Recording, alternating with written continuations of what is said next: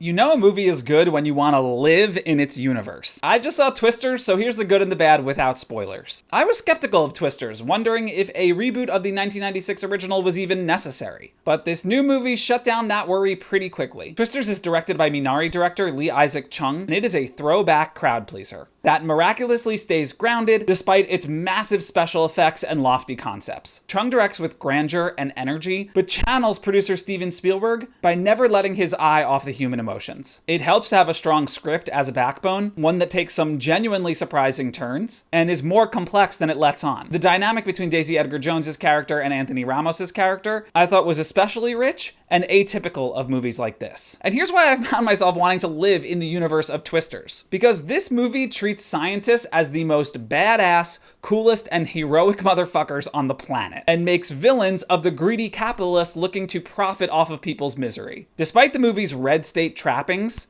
like its setting and the use of country music and rodeos, it's thoroughly pro-science. And that's something we could use more of in our universe. That said, you wouldn't catch me near a tornado. Alright, so the performances were about what you would expect for a movie like this. Nothing out of this world, but solid and committed. Glenn Powell's 1,000-watt charm is on full display, and the ensemble includes a number of welcome diverse actors, like Sasha Lane from How to Blow Up a Pipeline and Katie O'Brien from Love Lies Bleeding. I did notice Daisy Edgar Jones's accent slip a couple of times, and there are some cover-up moves in the edit, like some obvious ADR and one jump cut in the climax, that might annoy some really discerning viewers, but I think that most movie fans will be down with this old-school thrill ride. Honestly, the closest comparison I have for this movie is Top Gun Maverick, which makes sense considering Maverick's director, Joseph Kosinski, has a story by credit on Twisters. But it turns out with heart, action, and science, you don't even need Tom Cruise to pull it off.